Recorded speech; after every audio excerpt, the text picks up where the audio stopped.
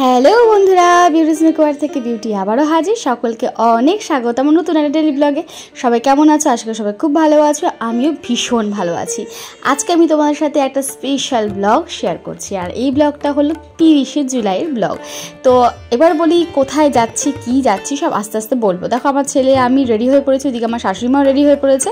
তো চলো আগে বেরিয়ে পড়ি, তারপর যেতে যেতে কথা হবে। বেরিয়েও পড়েছি, আর এদিকে আমার ছেলেকে আমার শাশুড়িমা হাত ধোয়াতে নিয়ে যাচ্ছে, জুতোর হাত ছিল তার জন্য। তো চলো তোমরা দেখো। রেডি দিতে যেতে রেডি, মায়ের শাড়ি আর শাখা পরে দিতে যেতে রেডি তো। জয় মা মনসা, জয় মা কালী। দেখো বেরিয়েও পড়েছি, রাস্তা দিয়ে হাঁটাও শুরু করে দিয়েছি। যাচ্ছি বিশ্বরপাড়া স্টেশন, আর সঙ্গে আছে আমার শাশুড়িমা আর ছেলে। প্রথমে যাব আগরপাড়াতে, তারপর মাকে নেব, সঙ্গে নিয়ে বেরিয়ে পড়ব। আসলে গন্তব্যস্থল ছিল সেদিনকে আমার দুই মাকে শাড়ি আর শাখা পলাগুলো দিয়ে আসার উদ্দেশ্য। মানে আমার বাড়িতে 17ই আগস্ট আমার দুই মা আসবেন, আমার মা মনসা, আমার মা কালী। তো দেখো অটোতে উঠে পড়েছি, বেলগড়িয়ার দিকে রওনাও দিয়ে দিয়েছি। তো ততক্ষণে তোমরা নাগপঞ্চমীর কয়েকটা ভিডিও দেখো, যেগুলো শেয়ার করা হয়নি তোমাদের সাথে। এই দিনকে ছিল মানে নাগপঞ্চমীর দিন আমি আমার মা চলে গিয়েছিলাম যেখানে আমার দুই মা প্রস্তুত হচ্ছে, তৈরি হচ্ছে, সেখানে গিয়েছিলাম শাখাপলার মা আনতে। আর কিনতে গিয়েছিলাম দুই মায়ের জন্য শাড়ি। উনি হলেন আমার মা মনসা, তৈরি হচ্ছেন। কি সুন্দর লাগছে না বলো তো। তো ওখান থেকে আমার মা কালীকেও দর্শন করলাম, তৈরি হচ্ছিল। দুইজনে সুন্দরভাবে তৈরি হচ্ছে, দেখে মন ভরে গেল। আর চারিদিকে এত দুর্গা প্রতিমা দেখে মন আরও জুড়িয়ে গেল। তো যাই হোক, এবার তোমাদেরকে দেখাবো যে আমরা সেদিনকে দুই মায়ের জন্য কী শাড়ি কিনেছি। মানে আমি সবসময় মাকে বলি, আমার দুই মাকে, যে তোমরা আমার চোখে শুধু দৃষ্টি দাও, দৃষ্টি দেওয়ার যেন তোমাদের দুইজনের থাকে, তোমরা পছন্দ সহকারে শাড়ি কিনো। তো এখানে যে লাল বেনারসিটা দেখছো এটা আমার মা মনসার জন্য, আর এই নীল কালারের যে বেনারসিটা দেখছো এটা আমার মা কালীর জন্য নিয়েছি। এই দুটো বেনারসি আমার ভীষণ পছন্দ হয়েছে। যদিও মা ঢাকের সাজে আসবেন, তারপরেও আরও অনেক শাড়ি দেখছিলাম, কিন্তু মনের যেন ধরে গিয়েছিল ওই দুটো শাড়ি। আসলে আমার মা মনসা, আমার মা কালী প্রতি বছরই প্রায় আমার চোখ দিয়েই, মানে এই বছর দুই ধরেই আমার চোখ দিয়েই তাদের শাড়ি পছন্দ করে নেন, তাদের সমস্ত কিছু পছন্দ করে নেন। কেমন লাগলো দুজনের শাড়িটা অবশ্যই কিন্তু কমেন্ট সেকশানে জানিও। তো ওখান থেকে শাড়ি কিনে আমরা চলে গিয়েছিলাম গলার হার দেখতে। আসলে হার দেখবো বা কিনবো বলে কোনো প্ল্যান ছিল না, হঠাৎ করে চোখে পড়ে গেছিলো, খুব ভালো লেগেছিলো। যাই হোক, এবার ফিরে এসে আবারও 30 তারিখে।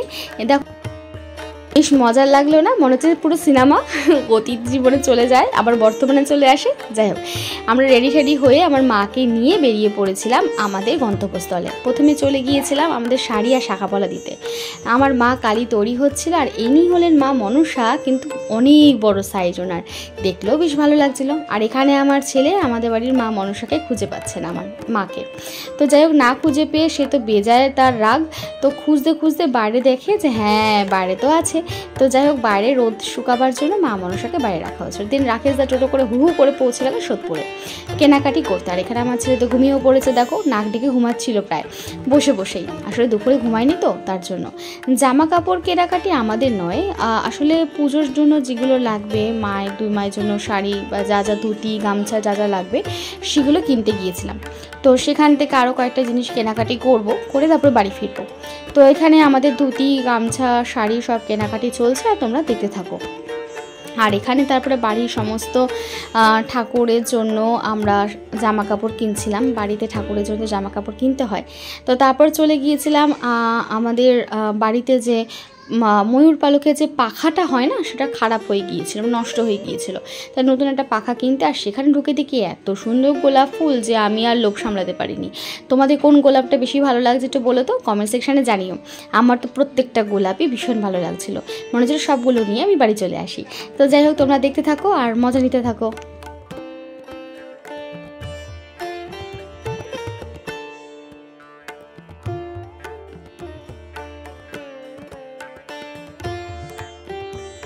চলো, বাজার কমপ্লিট হয়ে গেছে, এবার তোমাদেরকে হরপার্বতীকে দর্শন করালাম। মানে হরপার্বতী দর্শন করানোর সাথে সাথে ভোগের লাইন, বিশাল বড় লাইন পুরো সোদপুর জুড়ে। তো যাই হোক, সেই ভিড় ঠেলে আমরা পৌঁছে যাব ভগবতীতে, কারণ খিদে পেয়েছে ভাই। পৌঁছে আমরা নিয়েছিলাম সিঙ্গাড়া আর নিয়েছিলাম পনির প্যাটিস, যেটা প্যাটিস বলতে পারবা, স্যান্ডউইচই ঠিক আছে বলা। তো যাই হোক, খাওয়া দাওয়া সেরে গাড়ি করে আমরা পৌঁছে যাব আগরপাড়া। আর আগরপাড়ায় পৌঁছে মাকে বাড়ি অবধি নামিয়ে দিয়ে দেন আমরা স্টেশনে চলে আসি। এসে ফুলের দোকানে ফুলের কাকুকে সমস্ত ফুলের কথা বলে তারপর আমি বেরিয়ে পড়েছিলাম বাড়ির উদ্দেশ্যে, কারণ পুজোর দিন তো এগিয়ে আসলো, তো ফুলের কথা তো বলতেই হবে। হোক, আমরা ট্রেনে উঠে পড়েছি, এবার যাব বেলঘরিয়া, দেন ওখান থেকে অটো করে আবার বিরাটি থেকে আবার ট্রেন বিশরপাড়া। তো লম্বা একটা জার্নি। তো আজকের গোটা দিন বলবো না, সরি, বিকেল থেকে রাতের কিছু ভিডিও তোমাদের সাথে শেয়ার করলাম। কেমন লাগলো অবশ্যই কিন্তু কমেন্ট সেকশনে জানিও। আর মুখ চোখের অবস্থা দেখেছো বেহাল।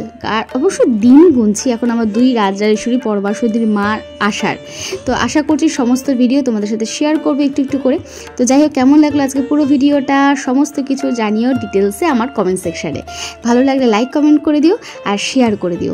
তো চলো, সবসময় হাসি খুশি থেকো, ভালো থেকো, টাটা বাই।